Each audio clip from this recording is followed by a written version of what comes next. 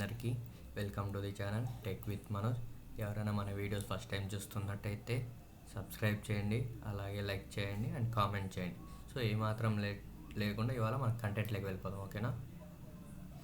So మనం previous వీడియోలో list గురించి తెలుసుకున్నాం, order list and unorder list గురించి తెలుసుకున్నాం. So remaining to descriptive list and nested list గురించి వాళ్ళు తెలుసుకుందాం, ఓకేనా? డిస్క్రిప్టివ్ లిస్ట్ ఎందుకు యూజ్ చేస్తారంటే ఒక టర్మ్ని డిస్క్రైబ్ చేయడానికి డీటెయిల్గా, ఓకేనా? సో అవి మళ్ళీ సెవరల్ ట్యాగ్స్ ఉన్నాయి డిస్క్రిప్టివ్ లిస్ట్కి. ఒకటి వచ్చి డిస్క్రిప్టివ్ లిస్ట్, ఇంకోటి డిస్క్రిప్టివ్ టర్మ్, ఇంకోటి డిస్క్రిప్టివ్ డేటా, ఓకేనా? ఇప్పుడు మీరు ఏదైనా ఒక టర్మ్ గురించి డిస్క్రైబ్ చేయాలి అనుకుంటున్నారు, అప్పుడు ఆ టర్మ్ ఏంటి డిస్క్రిప్టివ్ టర్మ్ ట్యాగ్లో ఇవ్వాలి. దాని గురించి ఏ ఇన్ఫర్మేషన్ ఇవ్వాలి అనుకుంటున్నారో అది డిస్క్రిప్టివ్ డేటాలో ఇవ్వాలి, ఓకేనా? So first DL tag open చేసి డిఎల్ ట్యాగ్ లోపల డిటి ట్యాగ్ ఓపెన్ చేస్తాం. డిటి ట్యాగ్ ఓపెన్ చేసిన తర్వాత ఆ డిటి ట్యాగ్లో మనం దేని గురించి డిస్క్రైబ్ చేయాలనుకుంటున్నారో అది ఇస్తాం. ఫర్ ఎగ్జాంపుల్ చూడండి, ఇప్పుడు నేను డిఎల్ ట్యాగ్ ఓపెన్ చేస్తాను అనమాట.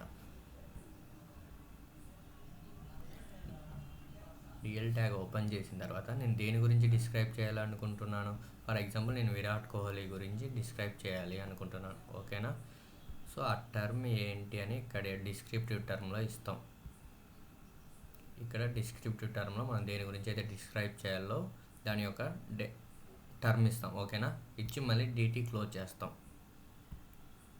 డిటి క్లోజ్ చేసిన తర్వాత మళ్ళీ డీడీలో మీరు దాని గురించి అయితే ఏం చెప్పాలనుకున్నా ఆ టర్మ్ గురించి మొత్తం డిస్క్రిప్షన్ అంతా ఇక్కడ ఇస్తాం, ఓకేనా? అలాగే నెస్టెడ్ లిస్ట్ చూడండి. నెస్టెడ్ లిస్ట్ ఎందుకు యూజ్ చేస్తామంటే లిస్ట్ ఇన్సైడ్ ఏ లిస్ట్, ఓకేనా? ఒక లిస్ట్ లోపల ఇంకో లిస్ట్ ఉంటే దాన్ని నెస్టెడ్ లిస్ట్ అంటారు. సో అది ఎలా ప్రోగ్రామింగ్లో చేస్తాము ఏంటని చూద్దాం రండి, ఓకేనా? సో విఎస్ కోడ్ ఓపెన్ చేసి ఫస్ట్ మనం ఫైల్ తీసుకుందాం, ఓకేనా?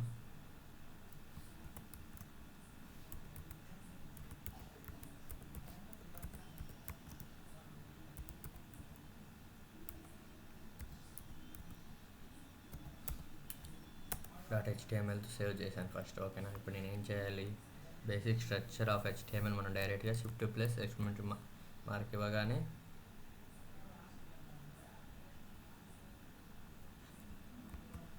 మనకి బేసిక్ స్ట్రక్చర్ అనేది వచ్చేస్తుంది, ఓకేనా?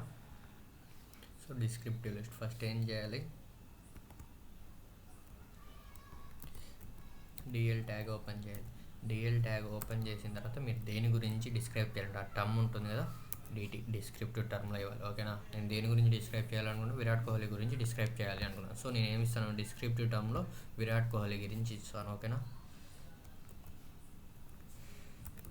విరాట్ కోహ్లీ అని ఇచ్చాను. సో నేను ఆ విరాట్ కోహ్లీ గురించి ఏమైతే డిస్క్రైబ్ చేయాలనుకుంటున్నానో అది డిడి ట్యాగ్లో ఇవ్వాలి, ఓకేనా? డిడి ట్యాగ్లో, ఓకేనా? ఏమి ఇస్తాను,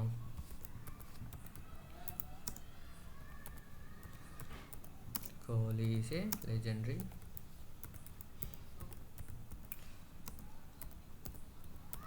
Indian cricketer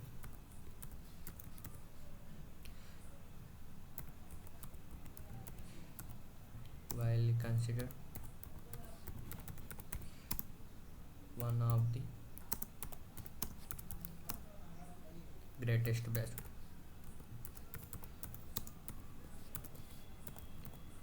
batsmen in history of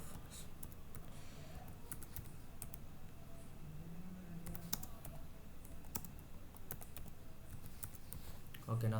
ఇప్పుడు ఎలా వస్తుంది మీకు, డిక్షనరీ ఐడియా ఉంది కదా, ఒక వర్డ్ వస్తుంది, దాని యొక్క కింద దాని మీనింగ్ డిస్క్రైబ్ అవుతుంది. సేమ్ అలానే ఇప్పుడు సేమ్ అలా డిక్షనరీ ఫార్మాట్లో మన అవుట్పుట్ అనేది వస్తుంది. ఇప్పుడు చూడండి, రన్ చేద్దాం.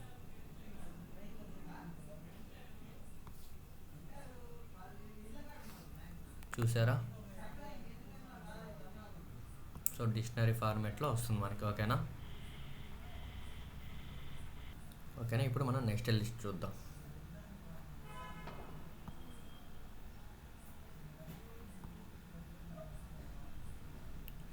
మళ్ళీ న్యూ ఫైల్ క్రియేట్ చేసుకొని ఫోల్డర్లోకి వెళ్ళి న్యూ ఫైల్ అంటే ఇప్పుడు నెక్స్ట్ లిస్ట్ కదా,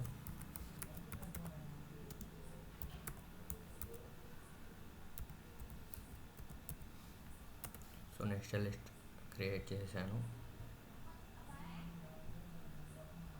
సో ఇప్పుడు ఏం చేయాలి, బేసిక్ స్ట్రక్చర్ కావాలంటే direct shift plus extension mark ఇచ్చి ఎంటర్ ఇవ్వగానే మనకి బేసిక్ స్ట్రక్చర్ అనేది వచ్చేస్తుంది. ఓకేనా. ఇప్పుడు నెక్స్ట్ లిస్ట్ ఇవ్వాలంటే ఒక లిస్ట్ లోపల ఇంకో list.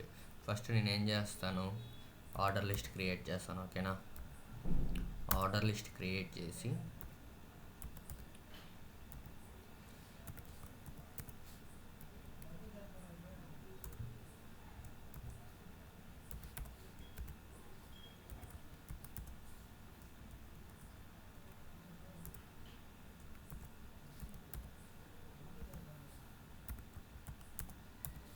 So order list create చేశాను కదా. సో ఆర్డర్ లిస్ట్ లోపల ఇంకో లిస్ట్ తీసుకుంటాను. ఏంటి, అన్ఆర్డర్ లిస్ట్ తీసుకుంటా. లిస్ట్ ఇన్సైడ్ ఏ లిస్ట్. ఓకేనా. సో దీనికి మళ్ళీ డేటా ఇస్తాను.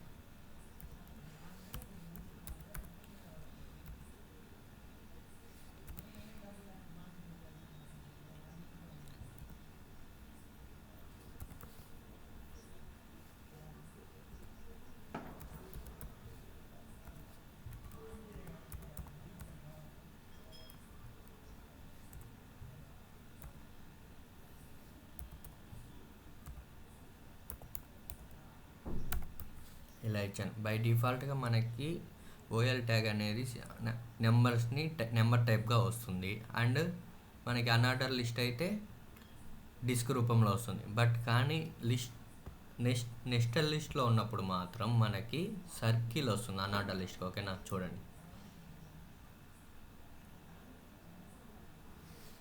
చూసారా, అన్ఆర్డర్ లిస్ట్కి మనకి సర్కిల్ వచ్చింది. సో నెక్స్టెడ్ లిస్ట్లో ఒక రకంగా బిహేవ్ చేస్తుంది. ఓకేనా. సో ఇప్పుడు నేను ఇంకో నెక్స్ట్ లిస్ట్ ఇస్తాను. ఓకేనా. అప్పుడు చూడండి ఎలా వస్తుంది అవుట్పుట్.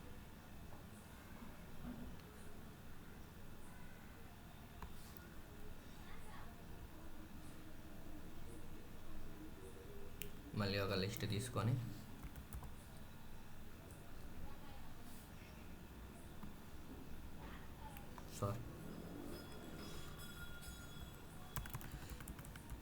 మళ్ళీ ఒక ఆర్డర్ లిస్ట్ తీసుకుంటాను.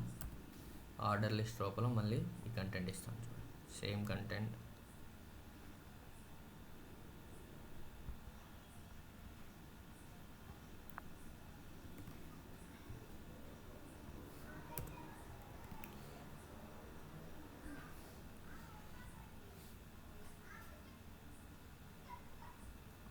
ఇప్పుడు రన్ చేస్తాను. చూడండి, ఇప్పుడు ఇంకో బిహేవియర్ వస్తుంది.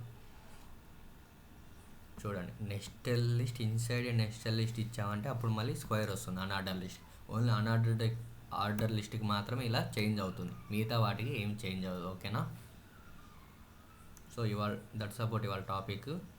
సో ఇంకా మన వీడియోస్ ఏమైనా ఫస్ట్ టైం చూస్తున్నట్టయితే లైక్ చేయండి, సబ్స్క్రైబ్ చేయండి అండ్ కామెంట్ చేయండి. Thank you.